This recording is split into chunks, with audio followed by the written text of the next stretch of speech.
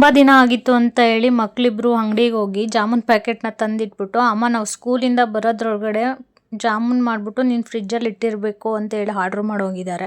So ಇಷ್ಟು ಹೇಳಿದ್ಮೇಲೆ ಮಾಡದೇ ಇದ್ದರೆ ಇರೋಕ್ಕಾಗತ್ತಾ? ಅದಕ್ಕೋಸ್ಕರ ನಾನು ಜಾಮೂನ್ ಮಾಡೋಣ ಅಂತ ಒಂಥರ ಏನೋ ಮಾಮೂಲಿ ಜಾಮೂನ್ಗಿಂತ ಸ್ವಲ್ಪ ಡಿಫ್ರೆಂಟಾಗಿ ಮಾಡೋಣ ಅಂತೇಳಿ ಮಾಡ್ತಾಯಿದ್ದೀನಿ. ಅದಕ್ಕೋಸ್ಕರ ನಾನು ಮೊದಲಿಗೆ ಒಂದು ಪಾತ್ರೆ ತೊಗೊಂಡು ಅದಕ್ಕೆ ಒಂದು ಅರ್ಧ ಲೀಟ್ರ್ ಹಾಲು ಹಾಕಿ 2 ಟೇಬಲ್ ಸ್ಪೂನಷ್ಟು ಕಸ್ಟರ್ಡ್ ಪೌಡ್ರನ್ನ ಹಾಕ್ಕೊಂಡು ನೀರು ಹಾಕಿ ಮಿಕ್ಸ್ ಮಾಡ್ಕೊತಾ ಇದ್ದೀನಿ. ಅದು ಗಂಟಿಲ್ದಂಗೆ ಮಿಕ್ಸ್ ಮಾಡಿಕೊಂಡು ಈಗ ಹಾಕಿರೋ ಹಾಲಿಗೆ 1 ಬಟ್ಲು ಸಕ್ಕರೆ ಹಾಕ್ತಾಯಿದ್ದೀನಿ. ಸಕ್ಕರೆ ಹಾಕ್ಬಿಟ್ಟು ಚೆನ್ನಾಗಿ ಮಿಕ್ಸ್ ಮಾಡಿಕೊಂಡು ಅದಕ್ಕೆ ಮಿಕ್ಸ್ ಮಾಡಿದ ಇದು ಕಸ್ಟರ್ಡ್ ಪೌಡ್ರ್ ಇದೆಯಲ್ವ ಅದನ್ನು ಹಾಕಿ ಚೆನ್ನಾಗಿ ಕುದಿಸ್ಕೊಂಡು ಗಂಟಿಲ್ದಂಗೆ ಕುದಿಸ್ಕೊಂಡ್ಬಿಟ್ಟು ಕೆಳಗಡೆ ಇಳಿಸಿದ್ದೀನಿ. ಸೊ ಒಂದು ಸ್ವಲ್ಪ ಆರಲಿ, ಅದು ಆರಿ ಆದಮೇಲೆ ಅದನ್ನು ಫ್ರಿಜ್ಜಲ್ಲಿ ಇಡೋಕ್ಕೆ ಬರುತ್ತೆ ಅಂತೇಳಿ ಹಂಗೆ ಇಟ್ಟಿದ್ದೀನಿ. ಆಮೇಲೆ ಇನ್ನೊಂದು ಪಾತ್ರೆ ತೊಗೊಂಡು 1.5 ಲೋಟ ನೀರು ಹಾಕಿ ಆಮೇಲೆ 1 ಬಟ್ಲು ಸಕ್ಕರೆ ಹಾಕಿ ಆಮೇಲೆ ಒಂದು 3 ಏಲಕ್ಕಿ 3 ಲವಂಗನ ಹಾಕಿ ಕುದಿಸ್ಕೊತಿದ್ದೀನಿ. ಯಾಕಂದರೆ ಪಾಕಕ್ಕೋಸ್ಕರ ಜಾಮೂನಿಗೆ ನಾನು ಕಡಿಮೆನೇ ಪಾಕ ಮಾಡ್ಕೊತಾ ಇದ್ದೀನಿ. ಯಾಕಂದರೆ ನನಗೆ ಕಸ್ಟರ್ಡ್ ಪೌಡ್ರ್ ಮಿಕ್ಸ್ ಇದೆಯಲ್ವ ಅದಕ್ಕೋಸ್ಕರ ಪಾಕದ ಜಾಸ್ತಿ ಅವಶ್ಯಕತೆ ಇಲ್ಲ. ಅದಕ್ಕೋಸ್ಕರ ಸ್ವಲ್ಪನೇ 1.5 ಲೋಟ ಪಾಕ ಅಷ್ಟೇ ಮಾಡ್ಕೊತಾ ಇದ್ದೀನಿ. ಅದಾದಮೇಲೆ ಜಾಮೂನ್ ಮಿಕ್ಸ್ನ ಅರ್ಧ ಪ್ಯಾಕೆಟ್ನ ಹಾಕ್ಕೊಂಡು ಅದಕ್ಕೆ ಸ್ವಲ್ಪ ಸೋಡಾ ಪುಡಿನ ಹಾಕಿ ಆಮೇಲೆ ಒಂದು ಅರ್ಧ ಟೇಬಲ್ ಸ್ಪೂನಷ್ಟು ತುಪ್ಪ ಹಾಕಿ ಮತ್ತು 1 ಟೇಬಲ್ ಸ್ಪೂನಷ್ಟು ಹಾಲು ಹಾಕಿ ಚೆನ್ನಾಗಿ ಮಿಕ್ಸ್ ಮಾಡ್ಕೊತಾ ಇದ್ದೀನಿ. ಡ್ರೈ ಮಿಕ್ಸ್ ಆದಮೇಲೆ ಸ್ವಲ್ಪನೇ ನೀರು ಸೇರಿಸ್ಕೊಂಡು ಚೆನ್ನಾಗಿ ಕಲಿಸ್ಕೋಬೇಕು. ಆಮೇಲೆ ಜಾಸ್ತಿ ಒಂದೇ ಸಲ ನೀರು ಹಾಕಿದ್ರೆ ತೆಳುವಾಗಿಬಿಡುತ್ತೆ ಅಂತೇಳಿ ಅದಕ್ಕೆ ಸರಿಯಾದ ಕನ್ಸಿಸ್ಟೆನ್ಸಿ ಬರಬೇಕು ಅಂತೇಳಿ ಸ್ವಲ್ಪನೇ ನೀರು ಹಾಕಿ ಜಾಮೂನ್ ಮಾಡೋ ಅದಕ್ಕೆ ನಾನು ಕಲಿಸ್ಕೊಂಡು ಇಟ್ಟಿದ್ದೀನಿ. ಆಮೇಲೆ ಈ ಕುದಿಯೋಕ್ಕೆ ಅಂತ ಇಟ್ಟಿದ್ದು ಪಾಕ ಇದೆಯಲ್ವ ಅದು ಸ್ವಲ್ಪ ಅಂಟಿದ್ರೆ ಸಾಕು ಅದು ಪಾಕ. ಆಮೇಲೆ ಕುದ್ದಿರೋದನ್ನು ಆರಿಸಿ ಕೆಳಗಡೆ ಇಳಿಸ್ಕೊತಾ ಇದ್ದೀನಿ.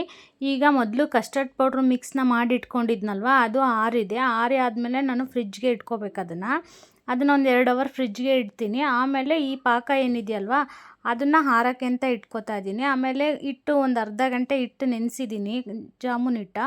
ಆಮೇಲೆ ಇದನ್ನು ಸಣ್ಣ ಉಂಡೆಯಾಗಿ ಮಾಡಿಕೊಂಡು ಅಂದರೆ ನಿಮ್ಗೆ ಯಾವ ಆಕಾರದಲ್ಲಿ ಬೇಕೋ ಅದ್ರಲ್ಲಿ ಮಾಡ್ಕೋಬೋದು. ಸಣ್ಣದಾಗಿ ನಾನು ಮೀಡಿಯಮ್ ಆಗಿ ಮಾಡ್ಕೋತಾ ಇದ್ದೀನಿ. ಇಲ್ಲ ಸಣ್ಣದಾಗಾರ ಮಾಡ್ಕೋಬೋದು, ದೊಡ್ಡದಾಗಾರ ಮಾಡ್ಕೋಬೋದು, ಇಲ್ಲ ಉದ್ದಕ್ಕಾರ ಮಾಡ್ಬೋದು.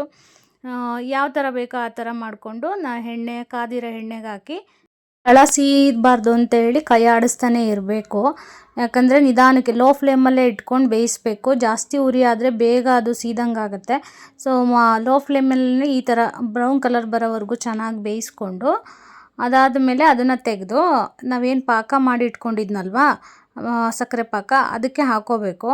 ಅದಕ್ಕೆ ಹಾಕ್ಕೊಂಡಾದ್ಮೇಲೆ ಅದನ್ನು ಸ್ವಲ್ಪ ಒಂದು ಅರ್ಧ ಗಂಟೆ ತಣ್ಣಗಾಗೋಕ್ಕೆ ಆಚೆನೇ ಇಡಬೇಕು.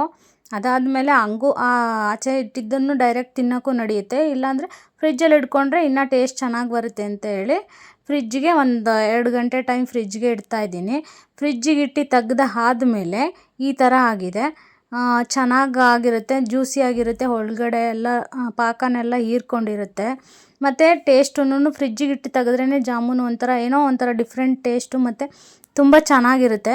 ಸೊ ಅದಾದಮೇಲೆ ನಾನು ಬರೀ ಸಾದಾ ಜಾಮೂನ್ ತಿನ್ನೋಕ್ಕಿಂತ ಮಕ್ಕಳಿಗಾಗಿ ಈಗ ಐಸ್ ಕ್ರೀಮ್ ಫ್ಲೇವರು ಇರಲಿ, ಒಳ್ಳೆ ಮಕ್ಳಿಗೆ ಡಿಫ್ರೆಂಟಾಗು ಅಂತ ಅನ್ನಿಸ್ಲಿ ಅಂದ್ಕೊಂಡು ನಾನು ಕಸ್ಟರ್ಡ್ ಮಿಕ್ಸ್ ಮಾಡ್ಕೊಂಡಿದ್ನಲ್ವ ಅದಕ್ಕೆ 1 ಬಟ್ಲಿಗೆ ಜಾಮೂನ್ ಹಾಕಿ ಅದ್ರ ಮೇಲೆ 1 ಸೌಟು ಕಸ್ಟರ್ಡ್ ಮಿಕ್ಸ್ನ ಹಾಕಿ ಸರ್ವ್ ಮಾಡಿಕೊಟ್ರೆ ಮಕ್ಕಳುಗಳು ತುಂಬ ಒಂಥರ ಡಿಫ್ರೆಂಟ್ ಫೀಲು. ಅಂದರೆ ನಾವು ಐಸ್ ಕ್ರೀಮ್ ತಿಂತಾಯಿದ್ದೀವಿ ಅಂತಲೂ ಅನಿಸುತ್ತೆ, ಜಾಮೂನ್ ತಿಂತಾಯಿದ್ದೀವಿ ಅಂತಲೂ ಅನಿಸುತ್ತೆ. ಮಕ್ಕಳಿಗೆ ತುಂಬ ಇಷ್ಟಪಟ್ಟು ತಿಂತಾರೆ. ಇಷ್ಟ ಆದರೆ ಮನೇಲಿ ನೀವು ಒಂದು ಸಲ ಟ್ರೈ ಮಾಡಿ. ಹೊಸ ರೆಸಿಪಿಗಾಗಿ ಚಾನಲ್ನ ಸಬ್ಸ್ಕ್ರೈಬ್ ಮಾಡೋದನ್ನ ಮಾತ್ರ ಮರಿಬೇಡಿ.